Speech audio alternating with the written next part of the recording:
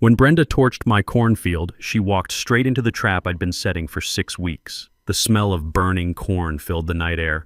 3 acres of corn, my 2 daughters' college tuition money, turning to ash. Brenda Hartwell stood by the fence line with that smug smile, still clutching the gas can like she'd just finished her masterpiece. "Farming is so outdated," she giggled into her phone, live streaming to her Facebook friends. "This neighborhood deserves something better."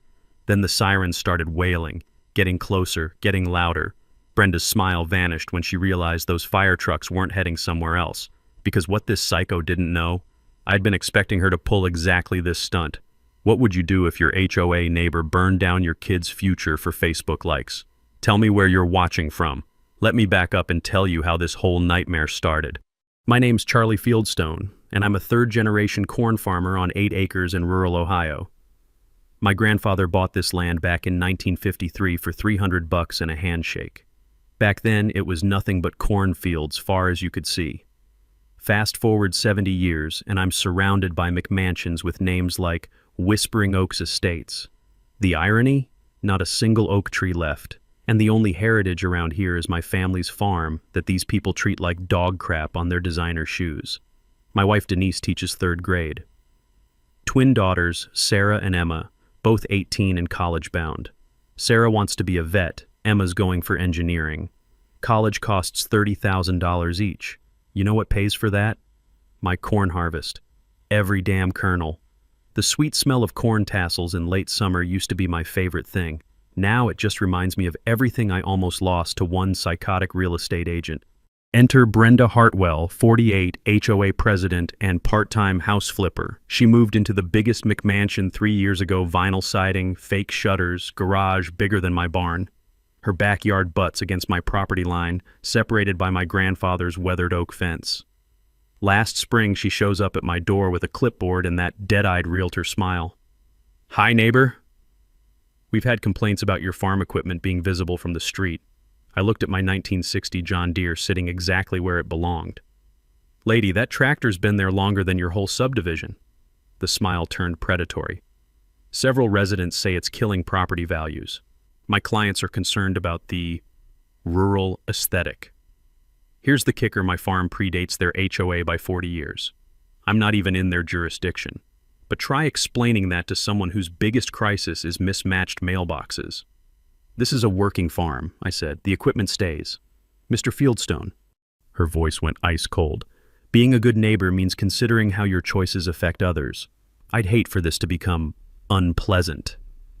That's when my rooster Hannibal decided to crow right on cue. The sound of gravel crunching under her heels as she stormed off should have been my first warning. But the real gut punch came 2 days later.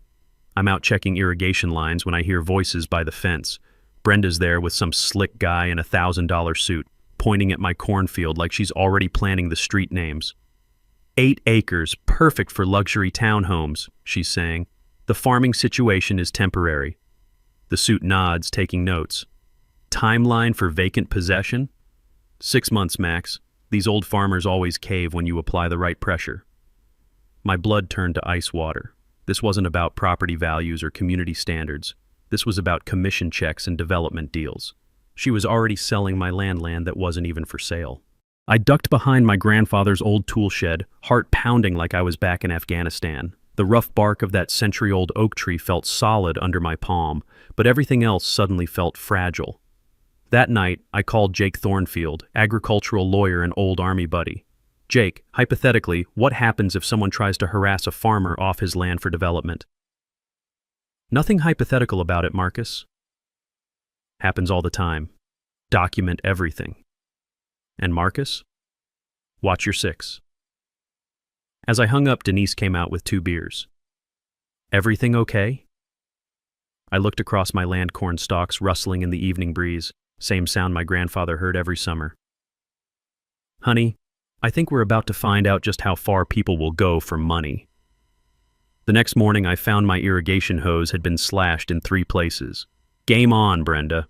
3 slashed irrigation hoses might not sound like much, but when you're feeding 30,000 corn plants during the hottest week of July, it's basically economic warfare.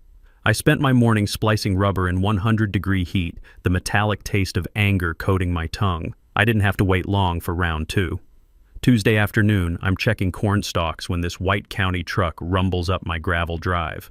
Fire Marshal Dave Peterson steps out, looking apologetic as hell, clipboard in hand like he's about to ruin my day. "Marcus, sorry to bother you, but I got a complaint about illegal agricultural burning on your property." "Illegal burning?" I wiped sweat off my forehead with a dirty sleeve. "Dave, you know I haven't burned anything since spring cleanup, and that was with proper permits." He shrugged, clearly not buying it either. "Someone filed a formal complaint, says you've been conducting unauthorized brush burning during drought conditions, even provided photos." My stomach dropped to my boots. "Photos of what?" Dave handed me a manila folder that felt like a loaded gun. Inside were pictures of smoke rising from what looked like my back 40, except that smoke was from Tom Henderson's controlled burn 3 miles away, shot from an angle that made it look like my property was on fire. "This is complete bullshit, Dave. That's not even my land in the background." "I know, Marcus. But rules are rules. I gotta investigate every complaint." His voice carried the exhaustion of a man who'd seen too many neighbor wars. "Mind if we take a look around?" 20 minutes later, Dave confirmed what we both knew. My fire safety protocols were military-grade perfect. Burn permits current, fire breaks maintained, water sources marked. He even complimented grandfather's old stone fire ring that I still used for brush disposal. Back in my Army days, I'd learned that when someone builds a paper trail against you, they're planning something bigger. Real estate agents, I remembered reading somewhere, can lose their licenses for making fraudulent claims about zoning changes. Brenda was walking a tightrope, and she didn't even know it. "Whoever filed this either doesn't know farming or they're setting you up for something," Dave said, climbing back in his truck. "Watch your six, Marcus." That evening, I installed my first security camera, nothing fancy, just a trail cam pointed at the equipment shed. The soft click of the mounting bracket reminded me of setting up perimeter security overseas. Different enemy, same tactics. Wednesday morning brought the diesel message. The acrid smell hit me before I even saw the puddle around my fuel tank. Someone had dumped about a gallon of it in the sandy soil, not enough to damage anything, just enough to let me know they could get close whenever they wanted. I started researching Brenda's business practices that afternoon. The county assessor's website revealed what I suspected. She'd been promising buyers that agricultural zoning changes are anticipated, except no such changes were even being discussed. In Ohio, that kind of misrepresentation can cost you your real estate license permanently. Thursday brought the game changer I should have seen coming. I'm replacing fence boards when Harold Grayson shuffles over, glancing around like he's about to confess to murder. Harold's 75, retired postal worker, lived here since before Brenda's McMansion invasion. "Marcus, we need to talk." His voice barely carried over the evening breeze rustling through corn leaves. "What's up, Harold?" "That Hartwell woman came by yesterday asking about your schedule when you'd be away from the property." His weathered hands gripped the fence rail so tight his knuckles went white. "When I didn't bite, she offered me $500 cash for information about your safety violations." "Safety violations I don't have?" Safety. That's when she suggested I might start noticing some. Harold's voice shook with disgust. "My late wife Helen used to love watching your grandfather work this land. Brenda's trying to destroy something beautiful for commission money." That's when Harold became my inside man. Turned out, Brenda had visited half the neighborhood with similar offers. Most told her to take a hike, but couples seemed interested in easy cash. By Friday, I had a war chest of evidence. Photos of the diesel vandalism, documentation of the false fire report, screenshots of Brenda's fraudulent property listings, and witness statements about attempted bribery. But my real counterpunch came from those misleading real estate listings still active on her website. I called the Ohio Division of Real Estate, armed with screenshots of every promise she couldn't deliver. "Ma'am, I'd like to file a complaint about fraudulent claims regarding agricultural zoning." The investigators' interest was immediate and intense. Apparently, Brenda wasn't the first agent they'd tracked for this particular scam. That weekend, I installed more cameras and researched agricultural protection laws. Harold stopped by Sunday with coffee and reconnaissance. "Brenda's having some kind of war council tonight. 4 cars showed up around 7.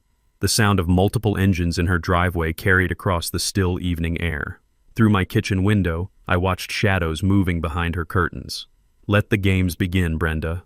Your move." Monday morning brought Brenda's next chess move, and it was uglier than I expected. She'd formed the Neighborhood Safety Committee, Basically a gang of bored suburbanites with clipboards and serious grudges against anything that didn't come from Home Depot. First up was Janet Kowalski, rolling up in a spotless white Lexus that probably cost more than my annual seed budget. She parked right at my property line and started photographing my barn like she was documenting war crimes. "Morning, Janet," I called out, walking over with my coffee. The bitter taste of day-old grounds matched my mood perfectly. "Something I can help you with?" She jumped like I'd caught her stealing chickens. "Oh, Marcus, I'm just documenting some safety concerns." Safety concerns? I looked at my perfectly maintained equipment shed. "About what exactly?" "Well," she fumbled with her phone, clearly reading from a script. "The proximity of your fuel storage to residential property, and the vermin attraction from your composting practices." I wanted to laugh, but the implications weren't funny. My fuel tank sat farther from her house than her own barbecue grill. My compost pile met every agricultural regulation in the book.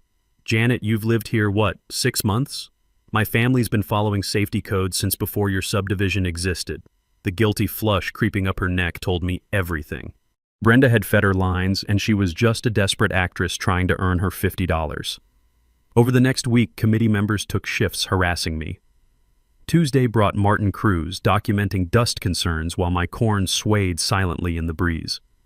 Wednesday was Susan Walsh, complaining about my rooster's morning calls, the same rooster that had been crowing here for 3 years before she moved in.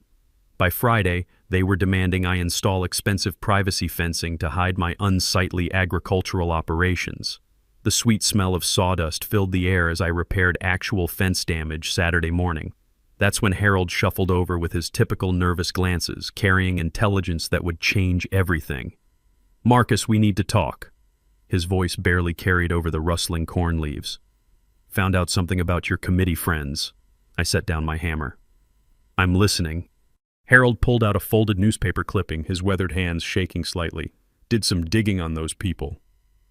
Martin Cruz? He's facing an insurance fraud lawsuit, allegedly staged property damage for payouts. Susan Walsh just lost her real estate license for forging inspection documents." My stomach dropped like a stone. Brenda's recruiting criminals? Gets worse. Harold stepped closer, lowering his voice to barely a whisper. "Overheard her offering them $50 per documented violation they can report. She's buying false testimony. Now I understood the game. This wasn't neighborhood concern. It was organized fraud designed to build a legal case that would force me off my land. My daughter's college money, my grandfather's legacy, everything I'd worked for was under assault by paid liars." That afternoon, I dove into public records like my life depended on it, because it did. Amazing what you can find when you know where to look. Martin had 3 insurance claims in 2 years, all suspicious. Susan's license revocation mentioned pattern of document falsification. Even Janet's husband had bankruptcy and DUI issues. Brenda had assembled a crew of desperate people with flexible ethics, perfect soldiers for her fraud army. But she'd made one critical error. She'd underestimated Harold. See, Harold had watched this neighborhood transform from family farms to suburban sprawl. His late wife Helen used to sit on their porch every evening watching my grandfather work the fields. To Harold, my farm wasn't just agriculture. It was the last piece of something authentic in a world of vinyl siding and fake shutters. So when Harold offered to spy on committee meetings, I accepted immediately. "Wednesday night, 7 o'clock, he whispered during our Sunday fence conversation. Brenda mentioned bringing in professional documentation specialists. Wednesday evening, I watched cars gather at Brenda's house like vultures circling roadkill. Harold's beat-up Honda looked pathetic among the luxury SUVs, which made him the perfect inside man. An hour later, he knocked on my back door with news that made my blood freeze. "She hired a private investigator," Harold said, his voice shaking with anger. "Guy named Rick Paulson. They're planning to manufacture evidence-dead fish planted by your creek, fake chemical spills, recorded noise violations during legal working hours." The room started spinning. "When?" "Soon. Brenda's under pressure from her developer contacts. She promised them a timeline she can't meet." Harold gripped his beer bottle like a lifeline. "Marcus, they're talking about staging something big enough to trigger county intervention." That night, I installed military-grade surveillance. Infrared cameras, motion sensors, even dummy units to throw them off. The soft electronic hum of recording equipment became my lullaby. I also called Jake Thornfield. Jake, what's the penalty for conspiracy to file false government reports? Organized fraud, Marcus. Federal crime if it crosses certain thresholds. The next morning, fresh tire tracks scarred my cornfield where someone had driven through during the night. 20 plants destroyed, maybe more. Brenda's war was escalating. Time to fight back. Brenda's next move hit me where it hurt most, during peak irrigation season when my corn needed every drop to survive the August inferno. I was out checking sprinkler heads at dawn when Harold's panicked voice cut through the morning air. Marcus! County truck just pulled into Brenda's driveway. The crunch of dried corn husks under my boots sounded like breaking bones as I jogged toward the fence. My gut told me this wasn't a social call. 20 minutes later, Water Inspector Carol Hendricks knocked on my door holding a death warrant disguised as official paperwork. Sorry, Marcus. Got complaints about excessive water usage depleting the neighborhood supply. Your irrigation system needs immediate shutdown pending investigation. The words hit me like a physical blow. I stared at the cease and desist order, watching my daughter's college dreams evaporate in real time. Carol, my well's been here since 1953. Never affected anyone's water. I know this stinks, but look at these usage numbers. She handed me charts showing water consumption 3 times normal agricultural levels. According to this data, you're using enough water for a golf course. The numbers were pure fantasy. My grandfather's old well couldn't pump that volume if it ran 24/7. But someone had created official-looking documents that would fool a rushed inspection. Who filed the complaint? Anonymous tip. But Marcus. Carol glanced around nervously, lowering her voice. This feels orchestrated. Get your own usage test done fast. If these numbers are fabricated, someone's using county resources for a personal vendetta. As her truck disappeared down my gravel drive, I felt the metallic taste of real fear. Without irrigation, my corn would die within a week. 30,000 plants, $60,000 in lost revenue, Sarah and Emma's tuition money, gone. But then I noticed something that made my blood run cold. A 20-foot strip of corn along my eastern property line had turned brown overnight. Not drought-stressed yellow, but chemically burned brown. The sickly sweet smell of herbicide hung in the still air like poison gas. Someone had dumped industrial-strength weed killer on my crops, my trail camera. I'd positioned one to cover this exact section after last week's vandalism. Back at the house, my hands shook as I pulled up the footage, fast-forwarding through hours of darkness until 2:47 a.m., when she appeared like a suburban ghost. Brenda Hartwell, creeping along my fence line with a large spray bottle, methodically poisoning my corn plants. The infrared camera caught everything: her face, the herbicide container, even her license plate when she loaded the empty bottle into her Mercedes. She documented her own felony in crystal clear detail. 3 hours later, I was at Tractor Supply talking to my buddy Tom.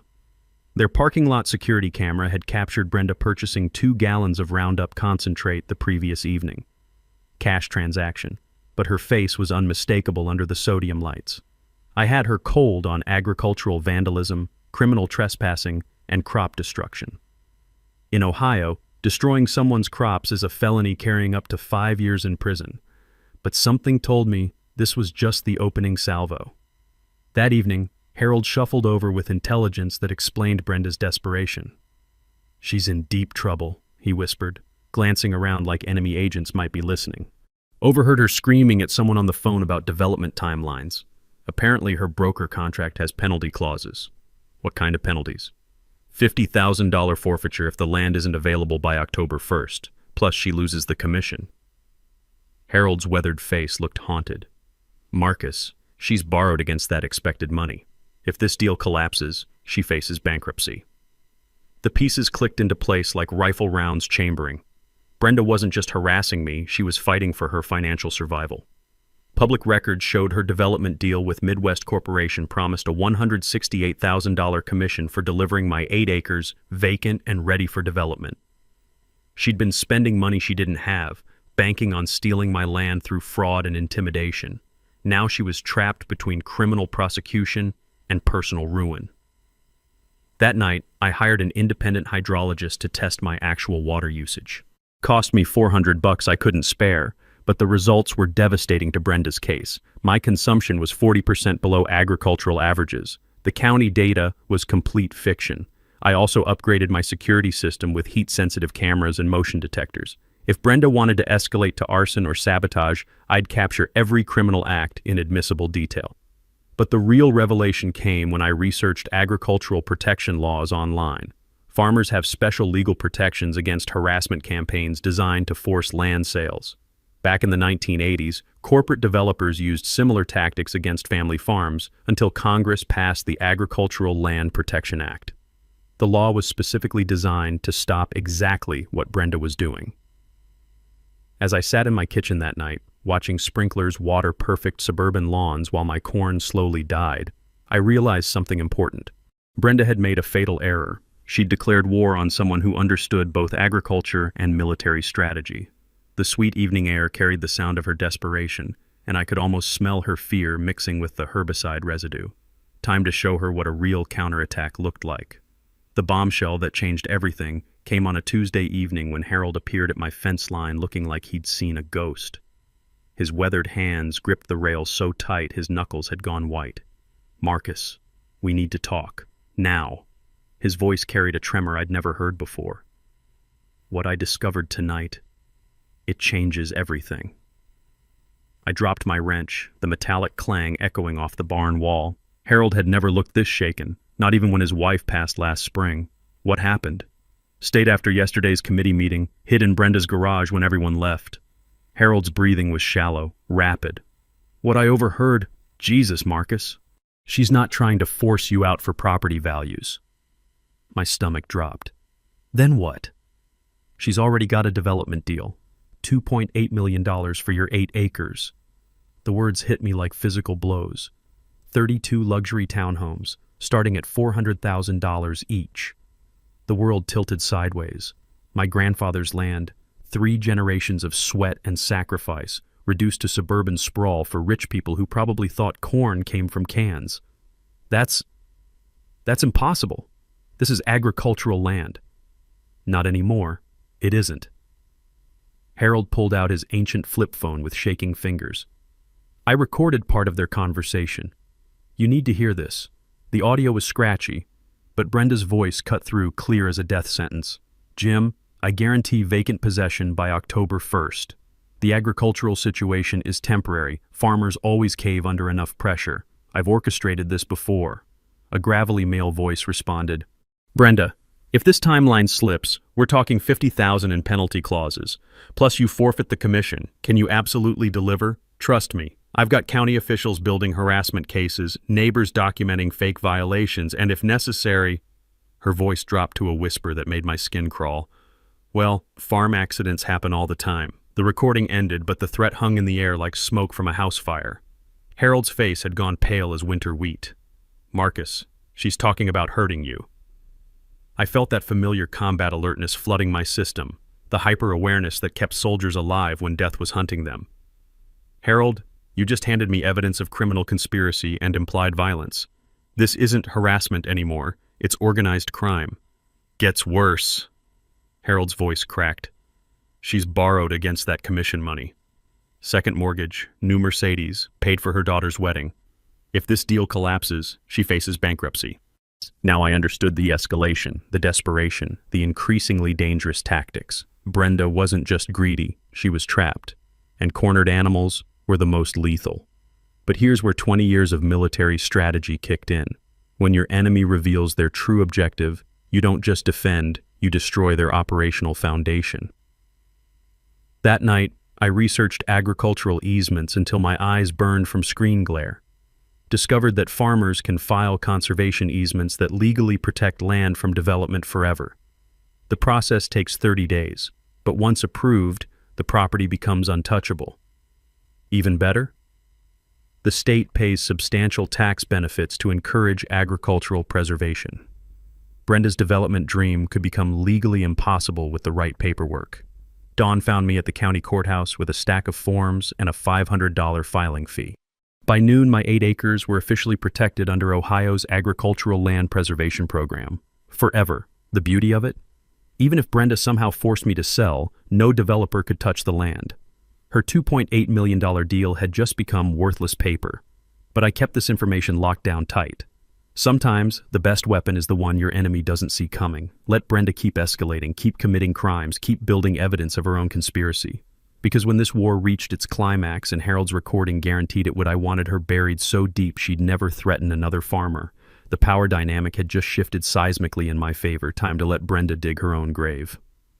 The next morning I called an emergency meeting in my kitchen with the only people I trusted completely. Coffee percolated in the background while I spread Harold's recorded evidence across my grandfather's oak table like battle plans.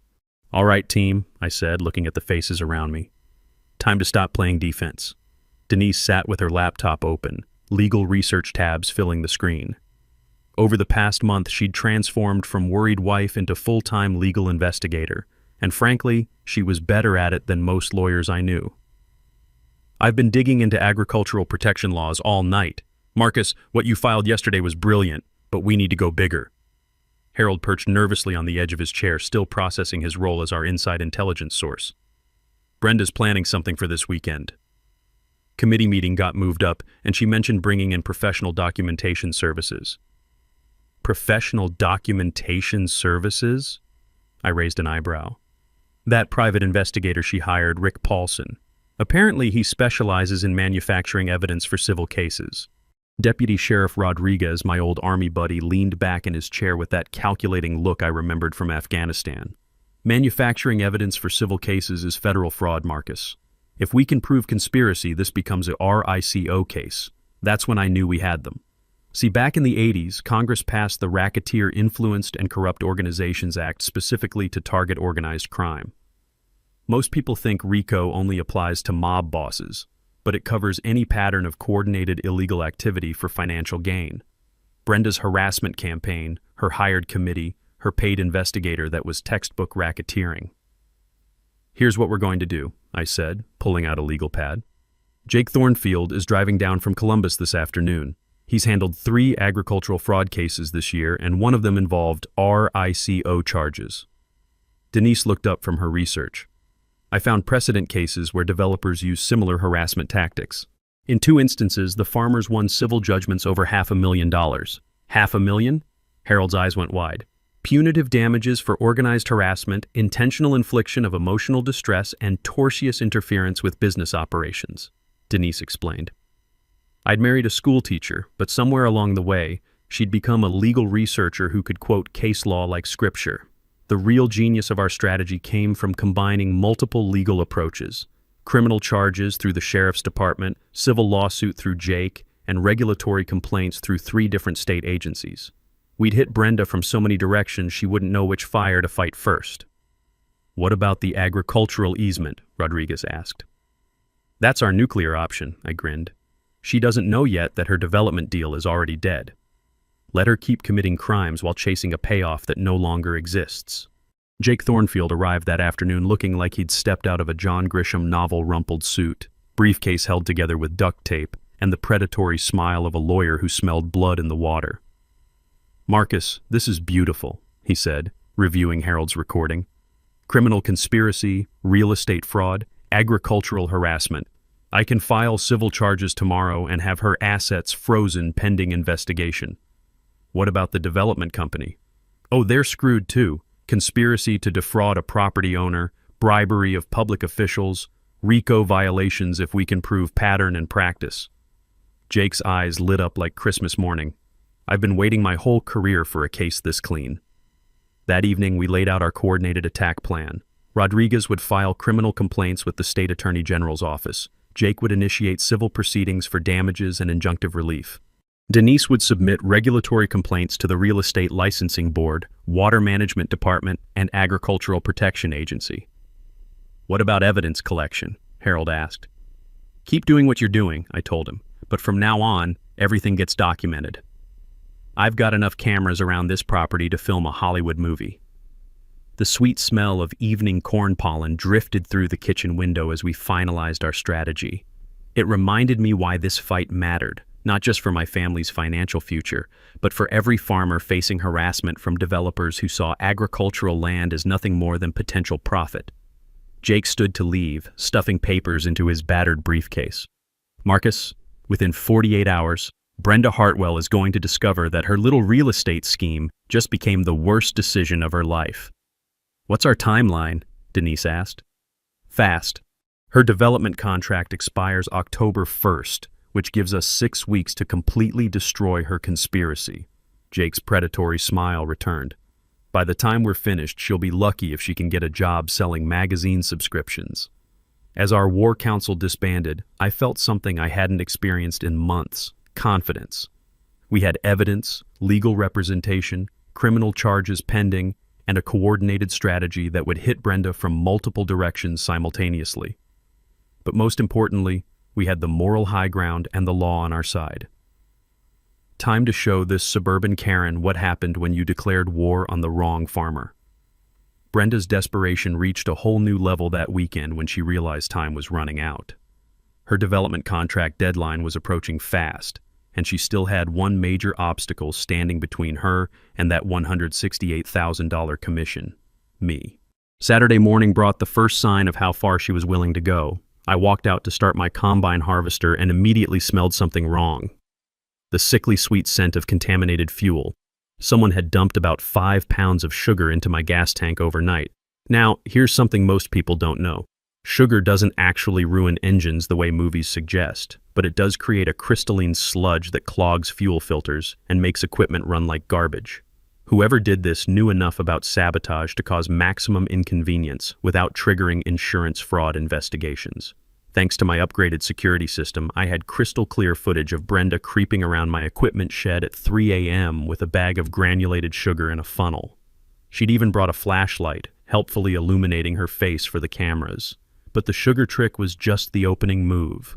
Sunday afternoon, I discovered my hydraulic lines had been cut on the corn picker, not severed completely, just nicked enough to cause slow leaks that would fail catastrophically under pressure. A farmer working alone could get seriously injured if hydraulic equipment failed unexpectedly. Tuesday brought the wheel bolt sabotage.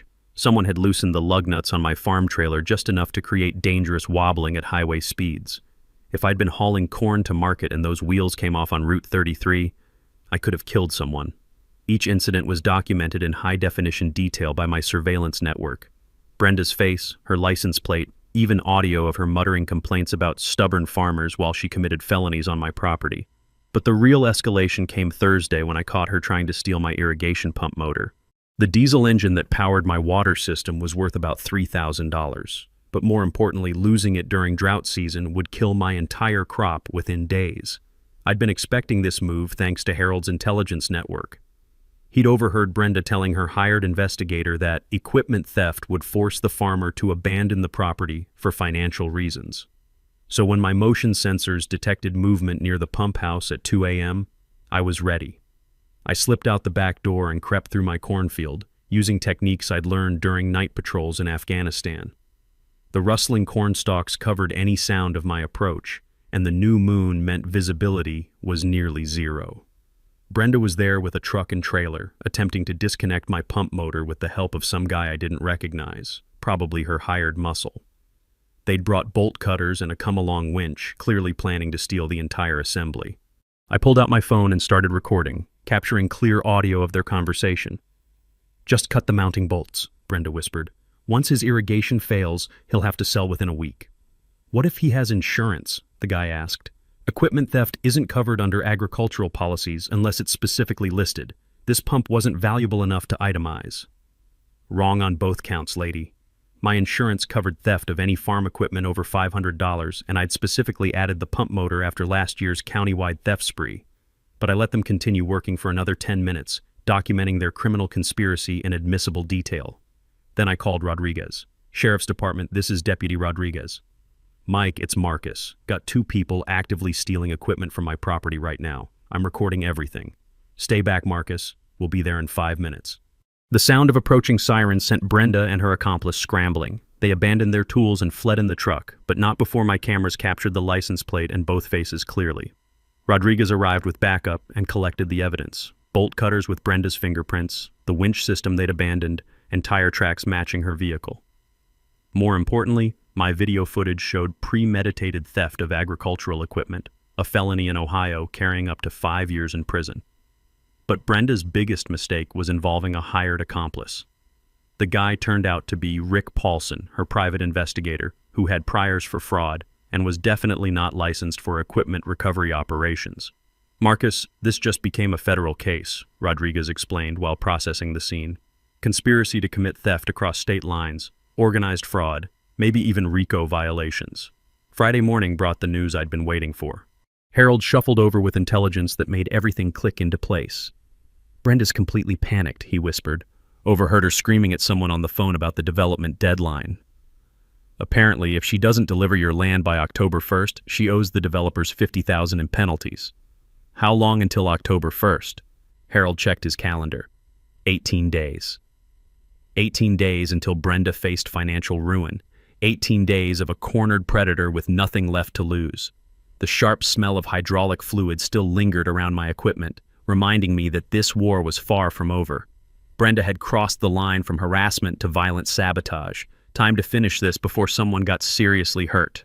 With 18 days until financial catastrophe, Brenda Hartwell made the decision that would seal her fate forever. Harold's breathless report Tuesday evening confirmed my worst fears about how far desperate people will go. "She's lost it completely, Marcus." Harold gripped the fence rail, his knuckles white with tension. "Overheard her talking to that Paulson character about creating an accidental fire that would force immediate land sale." The blood in my veins turned to ice water. "Fire? During drought season?" "Gets worse. She's been researching volunteer fire department response times, wind patterns, everything. Plans to set it during next week's training exercise when most crews are occupied." I felt that familiar combat alertness flooding my system, the hyper-awareness that meant life-or-death decisions were coming fast. Brenda had escalated from harassment to vandalism to theft, and now she was planning arson. In drought conditions, a cornfield fire could spread to neighboring properties, maybe even threaten lives. When? Thursday night. She mentioned something about making it look like faulty electrical equipment and having an alibi at the city council meeting. That gave me 48 hours to prepare for what could be the final battle of this war. Wednesday morning, I drove to hardware stores in 3 different counties, paying cash for fire suppression equipment. Portable pumps, emergency water tanks, flame-retardant chemicals, everything I'd need to fight a fire until professional help arrived. The acrid smell of chemical suppressants filled my truck bed like a promise of survival. But my real preparation involved Fire Chief Danny Morrison, another Army veteran who understood the difference between legitimate emergencies and criminal acts. "Danny, hypothetically, if someone was planning to commit arson on my property, what kind of evidence would you need for criminal charges?" His weathered face went grim. "Video footage of the fire being set, accelerant residue, premeditation evidence. Why, Marcus? You expecting trouble? Let's just say I want to be prepared." That afternoon, I installed heat-sensitive cameras throughout my cornfield military-grade thermal imaging that would detect unusual heat signatures long before flames became visible. The cameras linked directly to both my phone and the fire department's emergency dispatch system. I also coordinated with Rodriguez to have patrol units standing by in the area Thursday evening, not close enough to spook Brenda, but ready for immediate response when the inevitable happened. Harold provided final intelligence Wednesday night. She bought accelerant this afternoon. 3 gallons of camping fuel from the outdoor store on Highway 33. Paid cash, wore sunglasses and a baseball cap, but I followed her. Did anyone else see this purchase? Store security cameras. I made sure to browse near the register when she checked out. Thursday evening arrived with oppressive humidity and dead calm, air-perfect conditions for controlled burning, terrible conditions for stopping a wildfire once it started. The sweet scent of ripening corn filled the air, reminding me what was at stake. I positioned myself in my grandfather's old hunting blind overlooking the back 40, armed with night vision binoculars and a direct radio link to dispatch. Every thermal camera was active, every heat sensor calibrated. If Brenda wanted to play with fire, I'd document every spark. At 11:47 p.m., my thermal cameras detected movement along the eastern property line. 2 heat signatures, one carrying what looked like containers, moving systematically through my corn rows. Brenda and Paulson, right on schedule. I watched through infrared as they poured accelerant along a 100-foot section of corn, creating a fire break designed to contain the blaze initially before letting it spread accidentally. Their conversation carried clearly in the still night air. "Remember, we were never here," Brenda whispered. "This needs to look like equipment malfunction."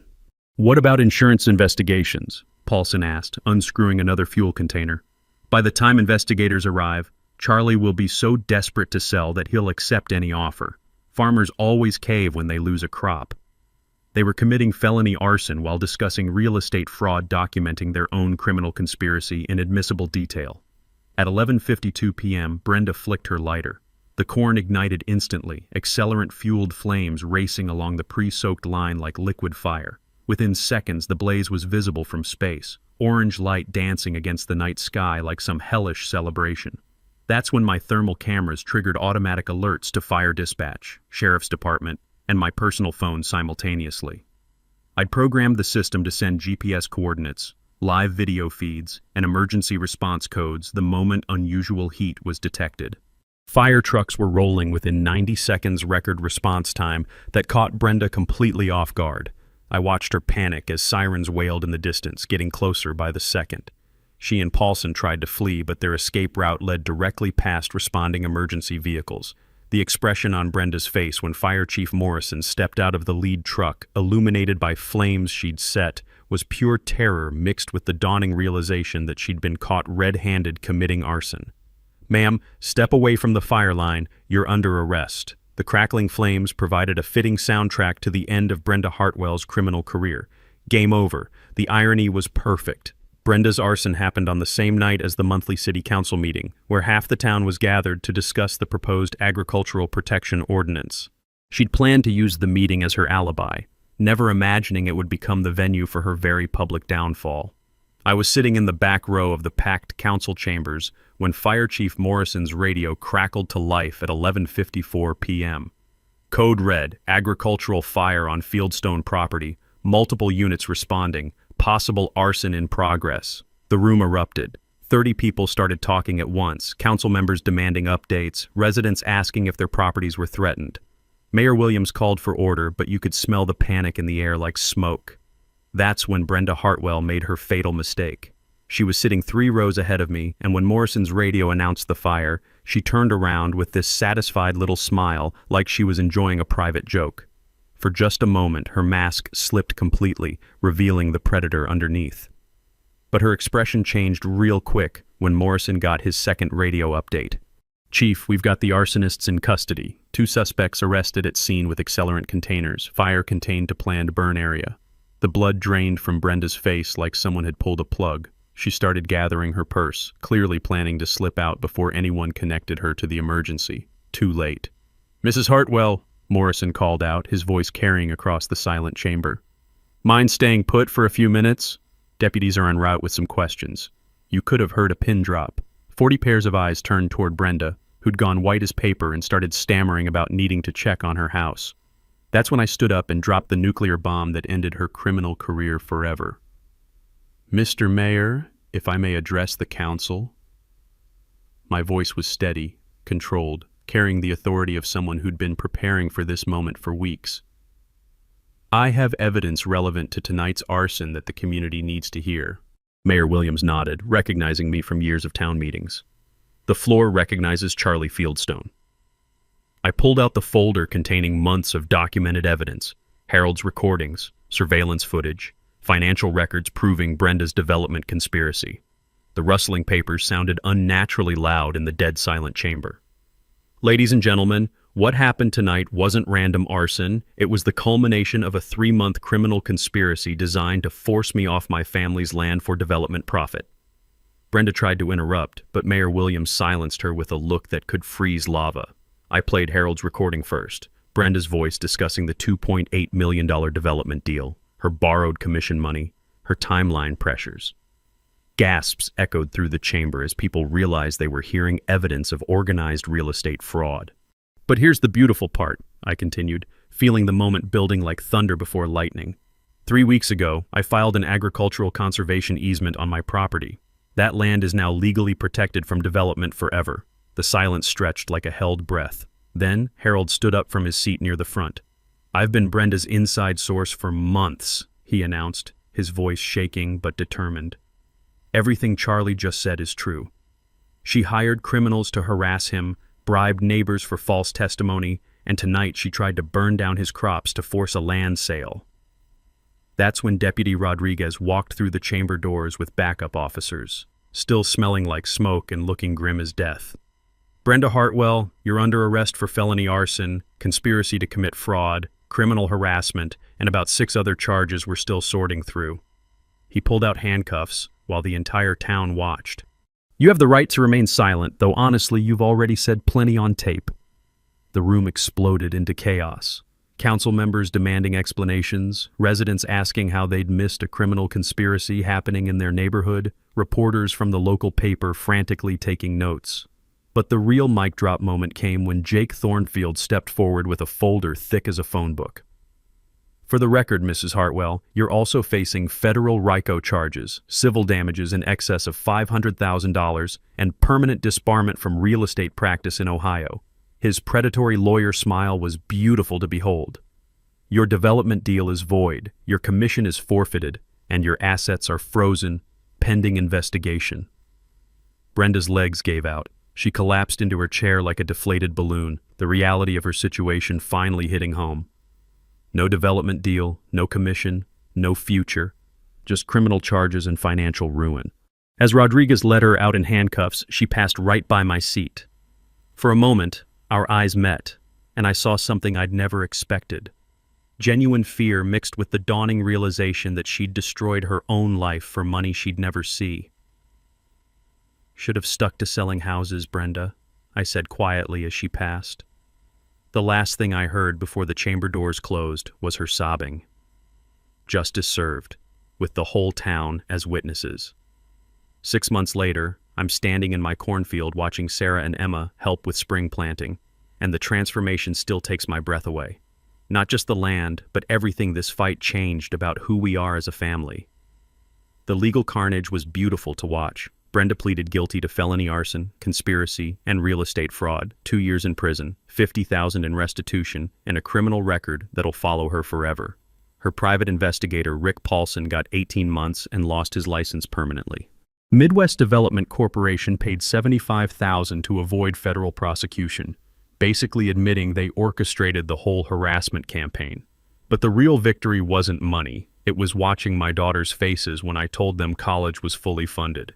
Insurance payouts plus lawsuit settlements meant Sarah could pursue veterinary school and Emma could study engineering without a penny of debt. Sometimes justice comes with compound interest. The sweet scent of fresh soil fills the morning air as I watch Emma operating grandfather's 1960 John Deere, learning techniques that built this land through 3 generations. Last week, she announced she's double majoring in agricultural engineering. Someone needs to help family farmers fight these corporate bullies, Dad. Denise finished paralegal certification in January and now works with Jake Thornfield, specializing in agricultural defense cases. Our battle inspired something bigger. She's helped 12 farming families defeat similar harassment campaigns statewide. Knowledge is power, she says, but applied knowledge is revolution. Harold became our unlikely hero after testifying against Brenda's conspiracy. He volunteers with the county extension office now, teaching seniors about agricultural heritage and fraud recognition. 40 years of postal service taught me patterns, he grins. Turns out predators always make the same mistakes. The community transformation has been incredible. Our case triggered the Fieldstone Agricultural Protection Act, state legislation, making farmer harassment a felony that's already being copied nationwide. Property rights advocates use our story as a blueprint for fighting development corruption. But I'm proudest of the Family Farm Defense Fund scholarship we established with settlement money.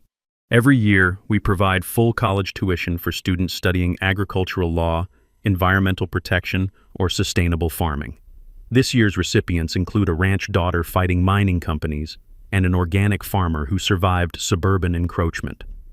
Our Heritage Harvest Festival has become an annual celebration of agricultural history, drawing 5,000 visitors and generating serious revenue for local businesses. State legislators used last fall's event to announce expanded farm protection funding, proof that heritage tourism beats strip mall development every time. The conservation easement sparked a county movement. 17 families have protected over 300 acres from development, reducing property taxes 60% while preserving agricultural character permanently. Economic sustainability and land conservation aren't opposites, they're partners. Last month brought the sweetest revenge. Midwest Development Corporation filed bankruptcy after 3 more harassment schemes were exposed using our legal playbook. Their predatory business model collapsed once farming communities learned to fight back systematically. Walking through corn rows now, listening to new growth rustling and my daughters laughing as they work, I realized this story was never about Brenda Hartwell. It was about ordinary people refusing to let money-hungry bullies destroy something beautiful for profit. The rough bark of grandfather's oak tree feels eternal under my palm as evening light paints golden across fields that will never be subdivisions, never be strip malls, never be anything but what they've always been. Good land growing food for families who understand what really matters. Emma calls from the tractor, waving as she turns another perfect furrow. Sarah's over by the barn, bottle feeding a calf that'll grow up grazing pastures that stay pastures forever. Denise is on the porch, reviewing case files for another farming family under attack 3 counties over. This is what victory looks like. Not just winning a legal battle, but creating something bigger than the fight itself. Community, legacy, hope. The evening air carries the scent of corn pollen and possibility, reminding me that some things are worth fighting for, worth bleeding for, worth risking everything to protect. Family land, honest work, the right to live without fear of suburban parasites who mistake greed for progress. Sometimes the best revenge is simply refusing to let the bastards destroy what matters most. Share your own HOA nightmare story in the comments. Let's expose these suburban tyrants together and help more families fight back against development corruption. Subscribe to HOA Stories and hit that notification bell for more tales about ordinary people beating corrupt systems. Because when good people stand together, even the greediest predators learn to respect the power of community. Next week, how a retired teacher used a 200-year-old property deed to shut down a luxury resort, stealing her lake access, and why the developers are still paying her rent. That's all for today's HOA Madness. If watching justice serve itself made your day, smash that like button, share your thoughts down below, and make sure you're subscribed. More outrageous neighborhood showdowns are just around the corner.